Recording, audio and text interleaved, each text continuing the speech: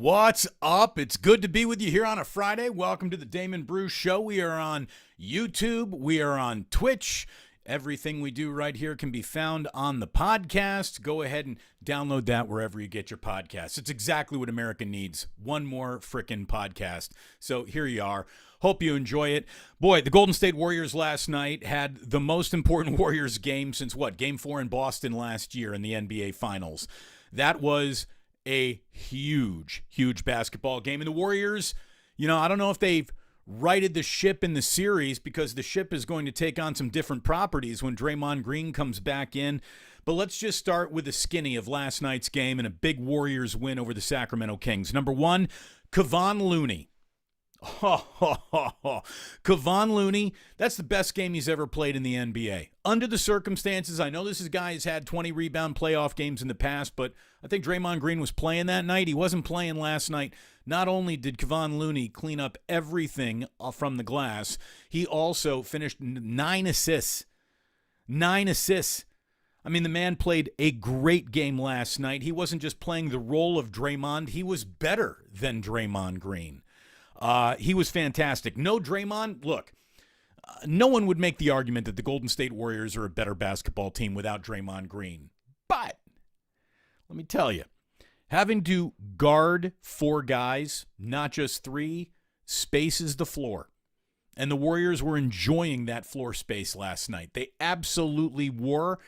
And look, there's a difference between having, I'm not saying that Draymond's a bad offensive player because he's not. He's just not much of a shooter. He's a floor general. He's that point forward, if you will. But shooting the ball and distributing the ball are 2 different things that you have to defend 2 different ways. You have to get up on somebody when they're a shooter.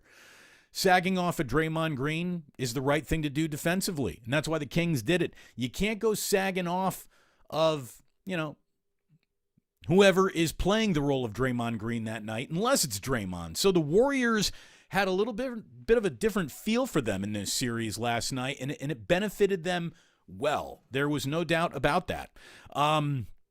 Look, the Warriors' best defense right now is probably a good offense, and they were in let's get a good offense going mode last night. Didn't even really happen. They were good, but they decided we're going to take a lot of threes tonight. They shoot 50 threes in the game, 18 in the first quarter alone, and then they would attack the rim a little bit more later in the game. They were comfortably ahead from about halfway through that first quarter, and it felt like the lead was anywhere from 9 to 12 points most of the night for the Warriors. The Kings, welcome to pressure. Welcome to the dope show.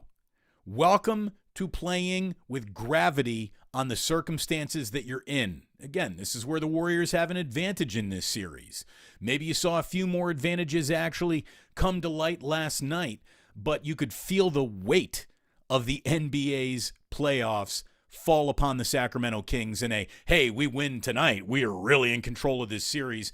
They weren't in control of that game at all.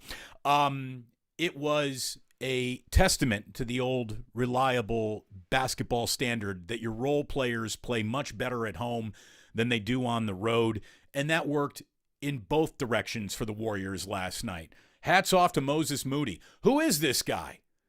Get that guy a contract. Who's that guy? Play that guy. Wow. All right, Moses Moody. That was a hell of a game. Good to meet you finally. How was Ty Jerome taking minutes away from that guy all year? Again, we're not going to relitigate the regular season right now. There'll be plenty of time for that when the offseason hits. But Moody was very good last night. He was hitting big shots when he needed to. He was pushing the ball in transition when he needed to. And he looked fantastic. You get more of that from Moody as this series goes along. That's how the Warriors get back in control of this series. I really do believe they need to win the next 3 games in a row. They still don't want to see a Game 7. They got Game 4, Sunday, 12:30 local time, and then you go up to Sacramento for the biggest road game this team has played in a real long time. That Game 5 is the pivot game of the entire series, and we know that. Warriors got to handle their business on Sunday, though. There is no doubt about that. Dante DiVincenzo was very good last night. Kuminga, we didn't see much of Kuminga, but in the little time that we did see, He played better at home, and I'll tell you who wasn't very good at Chase Center. It was the Kings role players. Monk and Mitchell, they were terrible last night. Trey Lyles, he vanished completely in this game. So it was a good night for the Warriors. It was a good night for E40, who there was a timeout in that third quarter where Steph was about to check back into the game, but they introduced Mr. Fab, who got a great round of applause. Then E40 basically blew the lid off the damn place. I mean, he is essentially this team's living, breathing mascot right now. I see an awful lot of chatters there. You got in early today. Thank you so much for joining us. As always, we want to point out not just the folks who are going into the cookie jar, the ganja jar, to throw a tip around, but the Shaw, I see you early today. He dropped a little super chat and very generous. Thank you so very much. It was good. Never Go Full Jeff says, great game last night, but the crowd must have smudged a bunch of indica. Look, here's the deal. That building was tight. The only thing that crowd did a great job doing was booing Sabonis every single time he touched the ball. He got booed lustfully early in the game. He got booed lustfully late in that game. The crowd was dedicated to booing Sabonis, but it was tight in there. And both teams, I think, came out a little tight last night. We're checking in, by the way, real quick. This is Alan, who says it is 21:03. I don't do military time, but in Helsinki, they're dripping in military time. Loon, last night, the goon, he did everything he needed, man. He did everything the Warriors needed last night. Thank you very much, R.I.P. Cougar Rebel. We'll go ahead and we will get to more of your chats and texts a little bit later on today, especially when we enter Club Plus. A lot of questions about how's Jack feeling, who joined us yesterday in Club Plus. Little boy's going to the doctor today, man. He's really he's coughing like he is a freaking lunger, man. It's like he's a 4-pack-a-day smoker right now. So hopefully Jack will feel better by the weekend and be back in school. Thank you for all the concerns. Really do appreciate it. Look, Steph and Wiggins, last night they carried the load. They combined for 56 points. Curry had 36 of the 56. Clay was riding the struggle bus a little bit last night. For most of the night, he had 13 points on 15 shots, and that's a bad game for Clay. We all know that, but it really didn't matter. And here's what I love about Curry. You could see him trying to feed Clay late in that game to get him in some sort of rhythm. Like, the choice for most superstars to drop 40 in a playoff game or get their teammates involved in a game that's already been decided, that's unselfish leadership. That's why Steph Curry is the greatest leader basketball has seen in decades. He was good last night. Wiggins was very good last night. And look, Warriors defense, they didn't stop De'Aaron Fox, but they turned him into a volume shooter, and that is maybe as good of a job that you can do on him. He got his 26, but he took 22 shots to get there.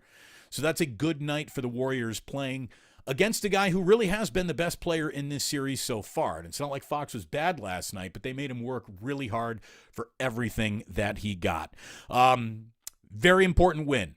It's good that the Warriors put it in the books. They will all sleep a little bit easier because we all know what being down 3-0 in a series means. It means you're dead. Maybe they haven't actually declared or called the body, but you're about to be sent to the morgue if you're down 3-0. That is history.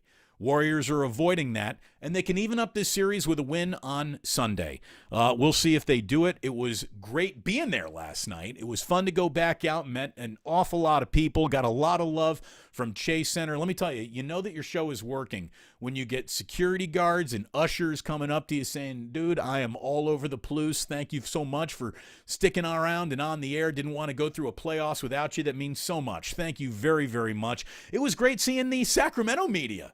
Welcome to the show, Sacramento media. I got to meet some folks that I've known through Twitter, and I've been on their shows and whatnot for a long time. Deuce and Morgan were there last night. Trista Crick was there last night. Got to say hello to her. I don't know if D-Lo or KC made the trip down. Didn't see Carmichael Dave, but that Sacramento media, I tell you what, they came in feeling hot. They came in talking a little shit. They were feeling spicy. They were feeling 3-0. Lot of pregame chatter. Very quiet postgame from the Sacramento media at Chase Center last night. It was good to be there, though. Again, the building was a little bit tight. Was it as loud as it was up in Golden One Center? The answer to that question is a definitive no. But a well-fed man never makes the same amount of noise as a man who's starving. And that's what the Kings have been. They've been starving for playoff basketball. The Warriors have fed their fans so much playoff basketball over this decade that I don't want to say anybody's taking it for granted. But it's not the, oh my God, this is the single biggest sporting event I've been to in years type of feeling that, the games in Golden One Center had. So it's just human nature. Nothing to apologize about. Nothing to worry about because Chase Center was plenty loud. Lot of love coming in. A lot of love coming in for Moses Moody on the chat line. We'll get there when we get to the plus. Andy Bailey, who covers the NBA for Bleacher Report, had a really interesting fact. And if you want to know where Steph Curry is in the overall grand scheme of things, not just his time, but now of all time, the only players in NBA history who have matched or exceeded each of Curry's career total for playoff points, playoff assists, playoff rebounds, and titles are Kobe Bryant, LeBron James, Magic Johnson, and Michael Jordan. I mean, you join that foursome, that's incredible. Steph Curry is absolutely incredible, and I'm not saying that anybody took him for granted, but I do know for a fact, because I've been talking more about the Warriors since the night Steph Curry was drafted than anybody else on the radio, and we don't talk about Steph, and by the way, radio, schmadio, welcome to the revolution. But look, Steph Curry has been so hidden in plain sight that we don't discuss him because he's never a worry point unless he's absent because he's injured or something. There's nothing to ever worry about with Steph Curry. And headlines follow drama more than they follow just night in, night out excellence. And maybe that's a problem that the media has. As a matter of fact, I'm pretty sure that that's a problem that the media has. They'll always go with the juicy rumor more than the indisputable fact that we're watching greatness when this man takes the court more often than not. True, legendary, historic, tell your grandkids about it greatness. That's who Steph Curry is. And that's what he was last night. The Warriors needed him desperately to be that. We got a little bit more NBA news before we turn our attention to a couple of other things here on what we call the tightest half hour in all sports. We give it to you without wasting any of your time. That's what we're doing over here. And the response has been great. We have someone tracking how much people are watching and listening, and we are carrying a serious majority of the audience right to the very end, where half the people who are doing shows on YouTube, they got a nice little viewer count there, but about 3-4 minutes in, it just dips dramatically. For longer formats, about 15 minutes in, it dips dramatically. I think we found that sweet spot. Retaining nearly 80% of the audience in our podcasts through the entirety of the podcast. And that's a big number right there. Thank you for wanting it. Thank you for listening.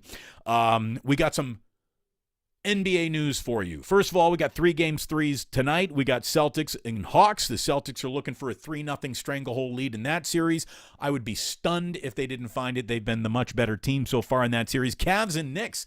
That's the good game tonight at Madison Square Garden. That series is tied at 1.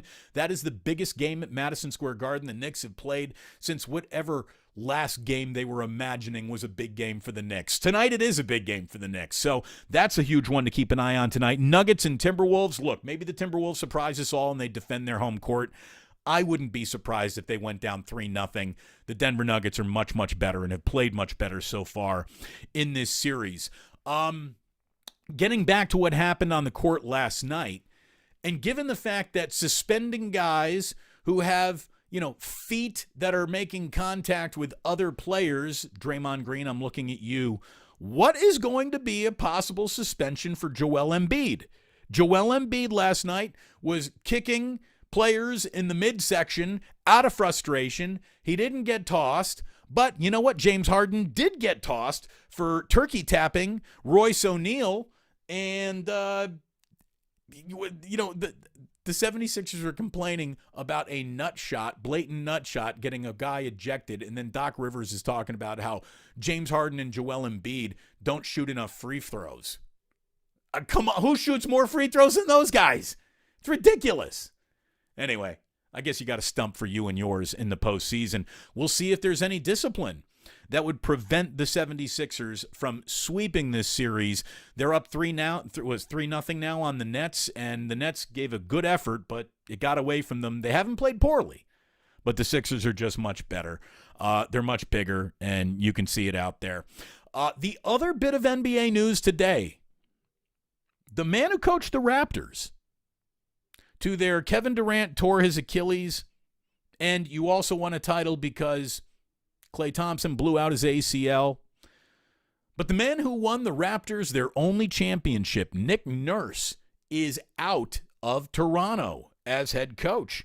Ime Udoka, I guess, is the man in waiting. He is will be announced. He's got a big working relationship with Masai Ujiri, who, of course, calls the shots up there in Toronto. But Nick Nurse is out, and it looks like Ime Udoka is going to be in. And all I can tell you is if you're a married man with a beautiful wife working for the Toronto Raptors, keep an eye on that new coaching hire. The only thing I know about Ime Udoka is he's a really good coach and he might fuck your wife. That's not out of pocket either. That happened.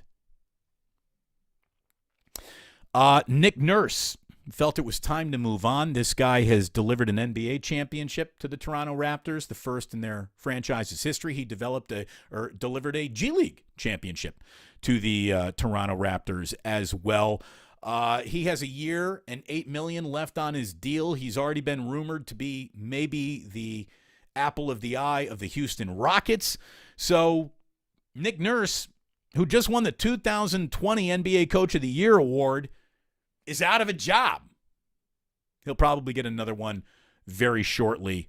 In 5 seasons as the Raptors head coach, he had a .582 winning percentage. That's pretty damn good, man. He was 227 up, 163 down. Raptors were obviously eliminated in play-in contention this year by the Chicago Bulls. So there you go. There's a whole lot of basketball for you this morning. Let's see here on the Plus. We got Paul saying Curry's shift change was huge. He played the whole fourth quarter. That was a big part of it, Paul. And not only was Curry and the shift change, if you will, the minutes distributed to him important when he was out there, where the Warriors were much better in Game 3 than they were in Games 1 and 2 was their non-Curry minutes. The non-Curry minutes didn't turn into, all of a sudden the Kings are either right back in the game or overtaking the Warriors and now grabbing the lead. When Curry was sitting up at Golden 1, the Warriors just fell apart. They did not fall apart when he was resting. And then again, an aggressive Curry in the fourth quarter is exactly what this, I don't even know if it called for it, because that game pretty much felt decided going into the fourth quarter. They were up 12 with 12 minutes to play. They come out, they hit the first 2 buckets, and now they're up 16. I think you got a free throw there, only 1 out of 2 for the Kings. Warriors come down, Curry hits a 3, so it just was in the high teens. Most of that fourth quarter, Warriors, they took care of business. They really did last night. It was good that they took care of business. They needed that. Speaking of business, thank you very much, Drew Down. Love to see the donations coming through for D. Bruce. Hey, so do we. So does the wife. Someone is saying, the Shaw, light that new camera. It'll happen eventually. It'll happen eventually. I can tell you that right now. Thank you all very, very much. Somebody says, I see your allergies cleared up after yesterday. Dude, so I haven't done this show stoned yet. Key word, yet. I can tell you right now we're in discussions with a Matt Kolsky cameo appearance, so could probably happen then. Yeah, write that one down. A lot of requests for Ray Ratto to get on the show. We will get Ray eventually. You know, Ray and I are having a little cooling down period right now. We had all those years together. But Ray is, of course, going to come on the show. He doesn't know this yet, and he'll do it reluctantly, but Ray's going to reach us eventually, and I actually saw that something that Ray wrote about the A's that we're about to get to here. So, in a way, his words will be on the show today. Thank you again. Thank you again to Cesar Alcazar. What a great name. He's dropping a little Get Well Jack 5 spot. Appreciate that very, very much. And, yeah, look at it this way. If you can be generous today, good, because we might need to pick up some penicillin for the boy. No, we're going to be fine. Don't worry. Somebody asked, was Rick Bucher at the game last night? Bryant, no, I did not see Rick Bucher. Didn't mean that he is not there. A little bit more in terms of media breaking news. D'Lo and KC had a watch party. Good for them. Those guys are hustlers, man. Absolute hustlers. Somebody says, I don't know if you noticed, but Elena was in the chat yesterday. Look, all I can tell you is somebody is talking about the Oakland A's. There's a very good chance Elena might be there, especially if it's a fuck John Fisher party, which we threw yesterday, and rightfully so. And we're about to throw another one here in just a second. But Elena, I love you. The Bouton Vixen, the one and only. Speaking of the fabulous women of the Damon Bruce Show, I saw Gianna Franco this morning. Did a little spot with her on KPIX. So it's always good to have friends who say, come over here and let's talk some sports. So thank you so much to Gianna. Elena, we got to get you on the Plus at one point in time. Gianna's going to be making a Plus debut. Again, we're negotiating with Matt Kolsky and his agent for the right amount of weed he would want to come on the show. And, you know, if that's what it takes to get Ray in here too, that's why, you know, Ganja Jar is ready to go to work if we need it. This thing's freaking ridiculous, isn't it? It's ridiculous that we're doing this, but it's working, I guess. Anyway, look, we are going to have much, much more here. Lots of love coming in on the chat, and we will get to the rest of the chat when we get to Club Plus in about 10 minutes from right now. Little baseball for you. All right, let's start with the Giants. The one baseball team that actually is proud to call the Bay Area its home. The only the Washington Nationals and the Colorado Rockies have a worse winning percentage in the National League than the Giants right now. They're 3-7 in their last 10 games, including a 9-4 thumping by the Mets last night at 24 Willie Mays Plaza. Look, normally we put up things in the on the ticker. Again, we used this yesterday. We're going to do it again today. I forgot to reload the ticker this morning. I was up early with Gianna. Coffee came late. Mets are in town to play the Giants, and there's your A's update. This is pretty much the only A's news we're going to be sharing with you. I don't want to say going forward. I'm sure we'll talk some A's baseball at some point in time, but this guy takes the cake right now, and he gets the lion's share of the attention since that's the way he doesn't want it. We're happy to give it to him. But real quick, Pete Alonso last night, he had his major league leading 9th home run. He drove in 4. Blake Sable, Lamont Wade Jr., they went deep. Yastrzemski, he had a 3-hit game. That's a good thing. But the Giants, look, man, if they're an average team, getting to 500 might prove that. They are 6 games below 500 right now. They're 6-12 overall. The Giants are only 2-5 on their home field, and Alex Pavlovich pointed out something that should be a little concerning for all Giants fans out there, hoping that this team would use the next week or two to right the ship. I don't know if that's going to happen because they're 6-12, and they're facing the Mets right now, followed by the Cardinals, the Padres, the Astros, and the Brewers. That is a good team, a pretty good team, a very good team, a really good team, and a nobody saw the Brewers being this good team, and they look pretty damn good right now.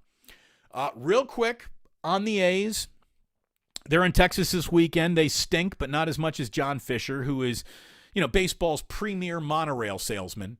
He's trying to play Shelbyville or Ogdenville against Springfield right now. We're watching him do it in real time. When he actually puts a shovel in the ground anywhere, I'll believe that a stadium might get built. But if we had a dollar for every time the A's were about to build a new stadium or were acquiring a piece of land that was going to be used for a new stadium, again, we'd all be in Barbados. So don't believe that at all.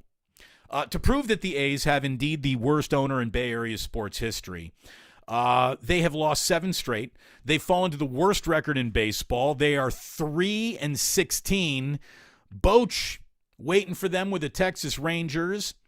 They're in first place in the American League West. I told you that we had a little Ray Ratto, at least quote appearance on the show for you today. And here it is. This is what Ray wrote about the A's, and it was, as usual, very well put by Ray. Let me get this up here over here, too, because we got some Al Davis quotes about the Coliseum and how he got screwed over there that we'll get to in just a minute. But Ray Ratto basically wrote, the A's have worked hard over Fisher's tenure to make themselves as an easily avoidable product, and the current team might well be the worst version since 1915 when they won 43 games and averaged under 1,900 fans per game. Yeah. I mean, that's just well put. It really is. Fisher has worked hard to make this team matter as little as it does. You got to go out of your way to ruin something like this. And this isn't just he never spent much money on the baseball team, so they didn't have the good kind of records for the big crowds. This is way beyond that. It's so much more sinister what this son of a bitch has done over the years. Steve Berman, Bay Area sports guy, covers the A's for The Athletic. This organization has been trying to prove that Oakland sucks. They didn't spend on players to market the team. They complained about the Coliseum. They flirted with Vegas. They raised ticket prices after a fire sale, and the list goes on. People shouldn't give them another dime. He's right about that. Don't spend another dime. Look, if you're an A's fan, just watch the game at home. Don't give John Fisher another dime. Full-on boycott. I really do. I would love to see a home game attendance come in at flat 0 for the A's at one point in time this year. I'd love that. The other thing that happened in baseball that we got to get to, only because he's got a lot of house credit in San Francisco, is the story from the Arizona Republic that we glossed over quickly yesterday because we were talking NBA playoffs and we were fucking John Fisher. The Arizona Diamondbacks designated Madison Bumgarner for assignment. That's it for him. They owe him $34 million, and they said take a hike. That means they mean business, man. They're not going to waste innings on a guy who's not producing in his innings, and the numbers were bad. For any Giants fan who's like, oh, maybe this is where Farhan goes and scoops in the reclamation project, plus it would be great to see Madison Bumgarner back. I don't know. I mean, conceptually, would it be great to see Madison Bumgarner once again in an actual Giants uniform? Yeah, but what would he do for them? I mean, that's a legitimate question because Bumgarner has a 10.26 ERA in 4 starts this season. He finished last year on a 10-start skid, and he had a 7.12 ERA over that terrible stretch. The Arizona Republic just came and flat out said the 5-year, $85 million contract that the Diamondbacks gave Madison Bumgarner goes down as maybe the worst in franchise history. He did nothing for them. Madison Bumgarner posted a 5.23 ERA over the part of 4 seasons. What he used to be, what he is now are two totally different things, and he never really got it back after that ATV weird injury. He never was the same guy after that. So again, if you're a major leaguer who played for the Giants, don't ride ATVs. Don't fall off the back of your truck as you're washing it, Jeff Kent. Don't go out of your way to screw up your career by doing something that, I was bored, so I rode an ATV one day, and then I never pitched well again. And I understand accidents happen, but it's a shame. It's a shame. One other story for you before we get into Club Plus. I'm reading just right from ESPN today. This is from Detroit. 4 Lions players, including 2022 first-round pick Jameson Williams were among 5 players league-wide to be suspended for violating the NFL's gambling policy after an investigation by the league. Lions wide receiver Quintez Cephas and safety C.J. Moore have been suspended indefinitely for betting on NFL games. Washington Commanders defensive end Shaka Toney also suspended indefinitely. They can reapply for reinstatement after 1 year, although Detroit announced that its 2 players have been released. Second-year wide receiver Williams and Stanley Berryhill are being suspended for 6 games each after taking part in mobile betting that occurred in the Lions facility. And the NFL forbids anyone from betting on anything from inside an NFL facility. Neither of them apparently made bets on NFL games. The NFL noted in its announcement that it uncovered no evidence indicating that any inside information was used to bet on any of these games. Again, I don't know how much you can actually believe that. Why would you be betting on games, risking your career, if you didn't think you had some sort of inside track to a win, right? I mean, come on. Separate from these punishments, and this is how you know things are about to, or I don't want to say about to get hairy, but have the potential to get disastrous, right?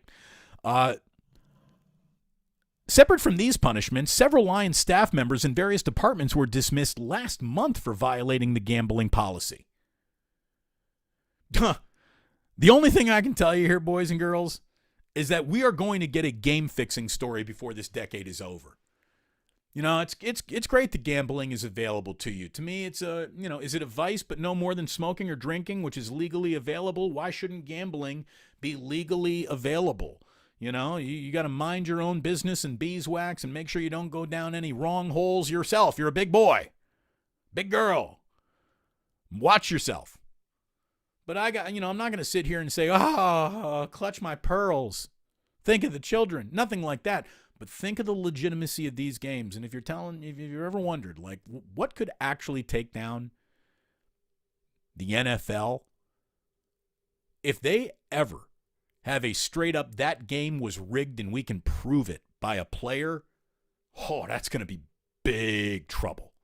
Big trouble. By the way, about a week ago, China got a game-fixing basketball scandal.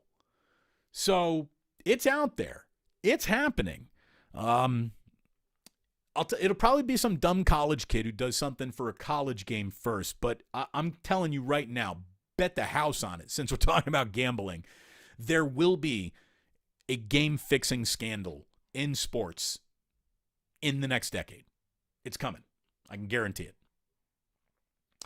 I forgot to get to speaking of gambling, let's talk about the Las Vegas Raiders and what their owner had to say real quick. This is from Mark Davis, who was asked about what he thought about the A's, buying a parcel of land in Las Vegas. And Mark Davis didn't mince any words. He said, quote, "I won't forget what they did to us in Oakland. The A's squatted on a lease for 10 years, and they made it impossible for us to build on that stadium." No, he probably doesn't have any regrets. He's thrilled to be in Vegas. The Raiders have been printing money since going to Vegas. The stadium's awesome. Their facility's awesome.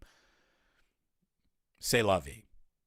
But, he basically said that we wanted to maybe figure it out in Oakland, but the A's just prevented us because they were squatting on a stadium. And he goes on to say, they were looking for a stadium. We were looking for a stadium. They didn't want to build a stadium, and then went ahead and signed a 10-year lease with the city of Oakland and said, we're the base team. They marketed that team as rooted in Oakland. That's been their mantra through the entire thing. The slogans they've been using have been a slap in the face of the Raiders. They were trying to win over that type of mentality in the Bay Area. Well, all they did was fuck the Bay Area. Quote from Mark Davis, and he's right about that. Look, the Raiders on their way out definitely didn't do any favors, right? But the Raiders weren't destructive to the stadium that remained that the A's could have done something with. So there might have been a little debate who was a worse owner. There is no debate anymore. It's John Fisher, the premier owning son of a bitch in the history of Bay Area sports. I really do. I hope that John Fisher goes out for a nice hike in the woods, falls over, and gets poison ivy on his dick. Just has to scratch his groin in public for the rest of his life. He looks like the jackass he is. His hand down his pants. What a douchebag.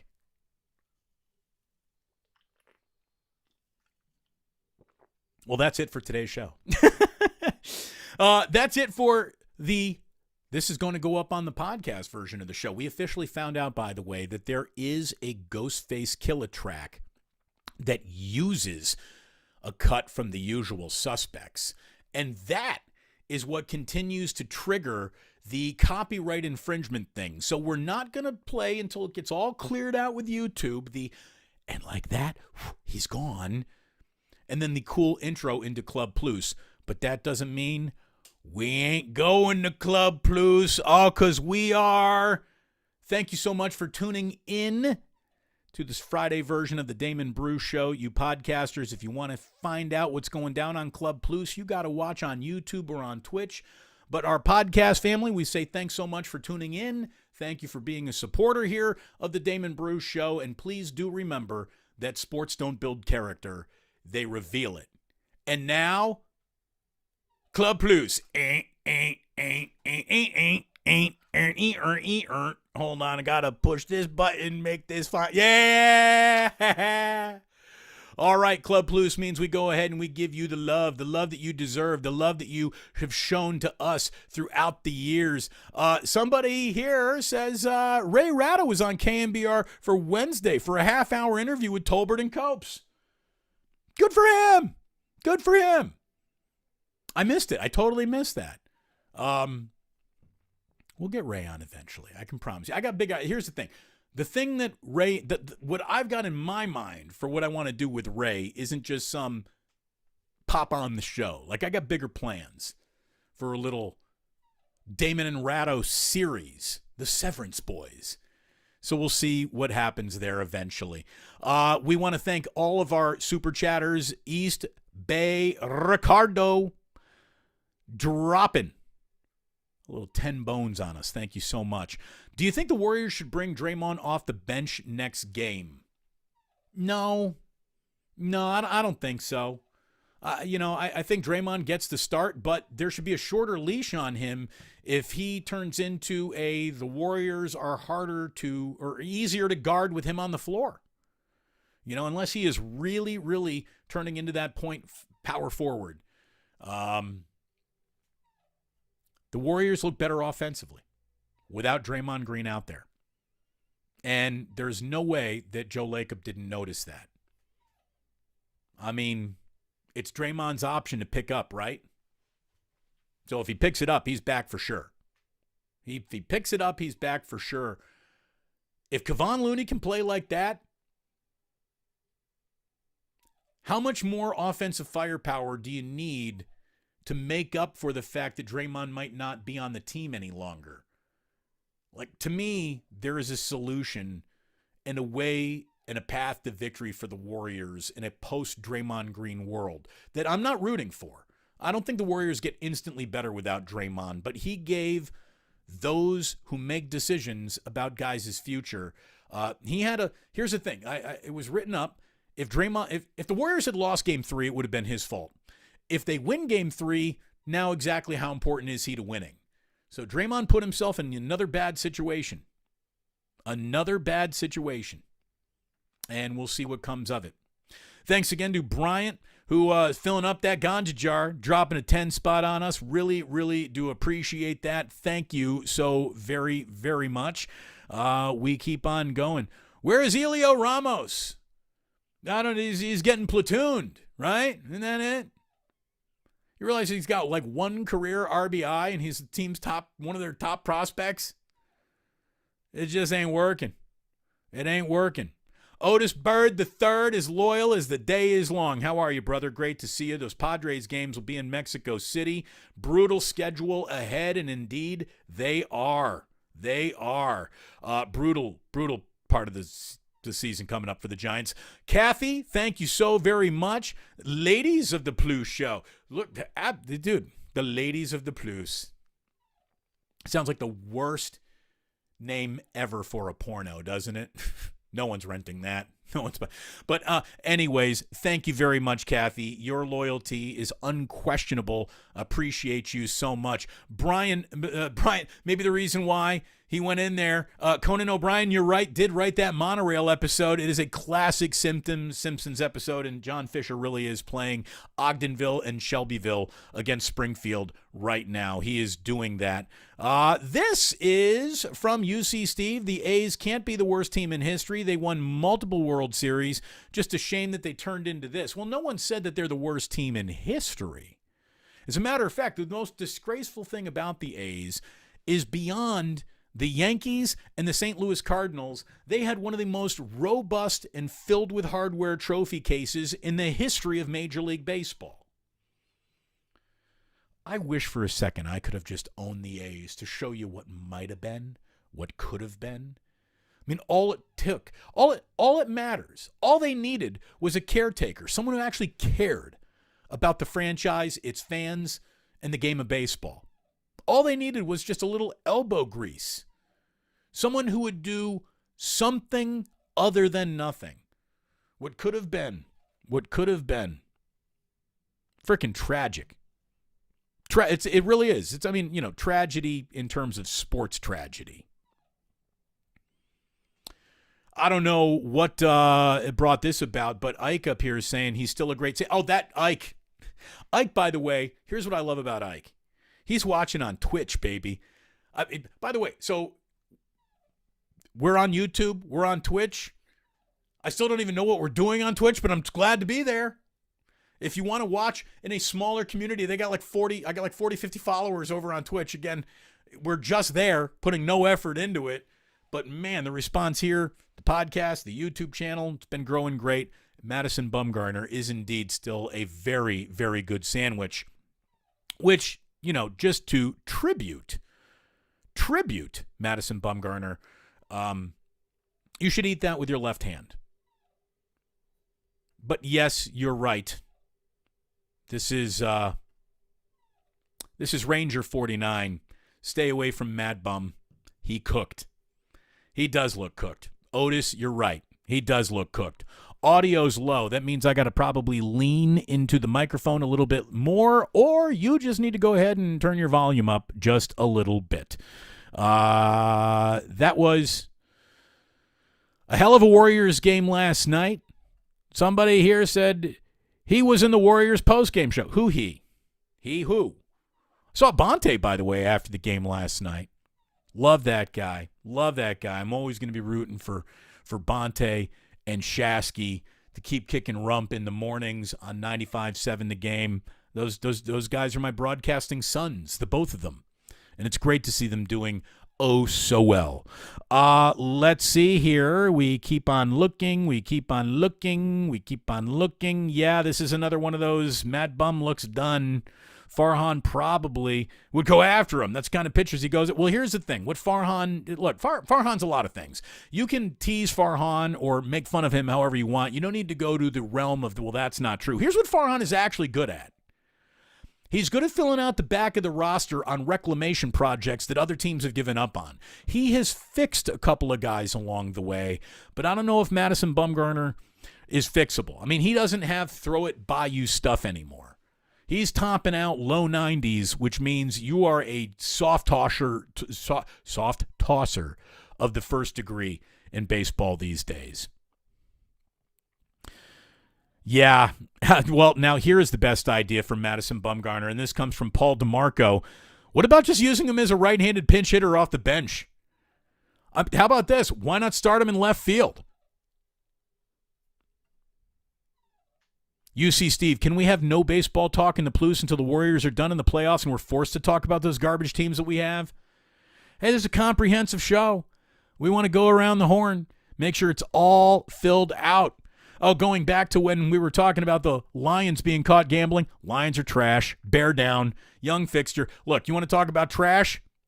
As someone who grew up a Chicago Bears fan, by the way, I got an 85 Bears championship plaque right over here. I'll show it to you. There it is. Greatest defense of all time. 1985 Chicago Bears, still the yardstick of defensive excellence that every defense that ever plays football will be measured against to the end of time.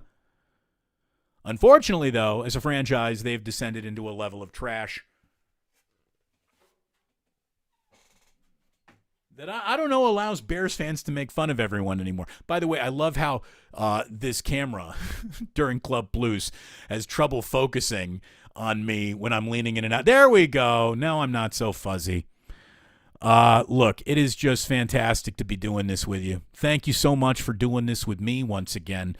I'm scanning, because, boy, if you go ahead and you jingle that jar, we want to say thank you so much, and we say thank you to Shush. Dropping a 10 spot. Will there be a 49ers draft special? Well, let me tell you, my buddy Larry Krueger is certainly going to be all over the draft. Here's the, what's their first pick in the third round unless they trade someone and something happens. We will be, when it comes to drafts, I'm more about recapping them than predicting them. I really am. Because, trying to think who will be the pick that is still there for them in the third round, it's such a guessing game. I don't want to waste your time. Again, we're not looking to fill hours of radio with bullshit content. We're looking to, like Robin Hood, find the bullseye, draw the arrow back, and hit it. So I don't want to just play guessing game, but of course we will be over the NFL draft. It's a fun thing to do, and we like doing fun things in sports. A lot of love coming in for Simpson references. Thank you very much, Dr. Clean. Thank you very much. Vince Vargas happens to point out that there is no dress code at Club Plus. Just bring your cell phone or the computer. Yeah, you don't need pants. I'm wearing pants, but you don't need to be wearing pants. Damon, you were so right on yesterday, Joe Schmo, about the A's. Look, there's the show that you're allowed to do when you're on terrestrial radio, and there's the show that you can do when you're no longer under the guise of the FCC. And there really is no way to discuss John Fisher in public, polite public or not, without really being able to use the phrase, fuck that guy. And I feel good about it. And I know you do too. He's sports Satan. Absolutely sports Satan.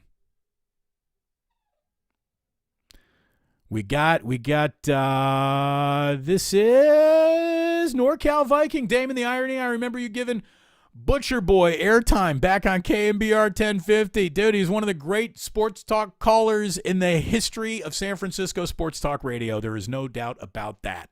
So it's great to see the Butcher Boy having incredible success. Good question. Where's the official brother? Niner Empire wants to know where McBride is. McBride will be joining us at some point in time. I can promise you that for sure. NorCal Viking is right about Madison Bumgarner being a soft tosser. Only Greg Maddux could throw in the low 80s and still strike you out. Here's the thing. Maddux wasn't in the 80s.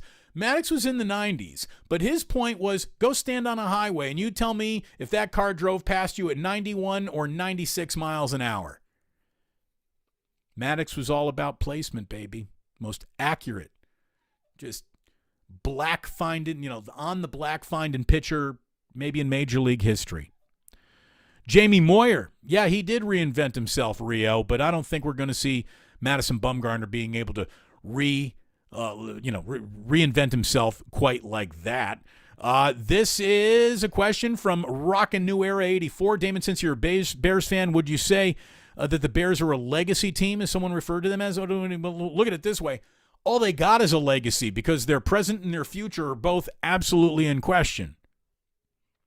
The single most disappointing thing to any Bears fan has to be the fact that they've only got one Super Bowl. I mean, there is way too much NFL history for them to be there with just one Super Bowl. If you want a little bit more football, if you want a little bit more Niners football, I'm going to tell you right now, I'm going to be doing that on Ryan Hensley's YouTube channel in about 10 minutes. I'm joining Ryan today. Krueger and I are going to pick up the home and home starting next week. I can promise you that. Hell, we might even have a little something Sunday night to recap some NBA playoff games. But if you are interested in a little bit more Damon on your computer screen, in your phone this afternoon, Ryan Hensley, go ahead, subscribe to his YouTube channel, and you will find out that I'm going to be joining him in about 10 minutes over there, which means I got to run, I got to hit the head, I got to refill the coffee, and I got to say thanks to all of you for tuning in today. It's wonderful to have you aboard. You guys are the best. You gals are the best. Thank you for your loyalty, your dedication, your generosity. For those of you who slipped a little something into the cookie jar, the ganja jar today, it means a ton that you've done that. And again, we are now officially through 3 weeks. That's all we are. We're 3 weeks into a brand new spot. This was the 15th Damon Bruce Show that airs at 11 a.m. live Monday through Friday on YouTube and on Twitch. It was awesome to have you here. Thank you so much for being an incredible offense. You motivate us. You keep us going. And on behalf of Jillian, Jack, Ozzy, who is yet to make his Damon Bruce Plus debut. Maybe that happens next week. I think Gianna's going to be joining us next week in studio, like I joined her in studio today. Thanks so much to all of you. You guys, you gals, you're the best. Have a great weekend. Join the AMP app, by the way. I'm going to be doing a little post-game live from Game 4 at Chase Center. Had fun last night, played some good music, had some good conversation, and it's a whole new space for me to be operating in. We're dropping ourselves into a lot of little buckets. Hopefully you pick up that AMP bucket, AMP. Download that app. I'm easy to find. Damon Bruce Show, Damon Bruce Plus. It's all on there. You can find it. Thank you so much for tuning in. You guys are the best. And I'll remind you one more time on the way out that sports don't build character. They reveal it. Have a great weekend.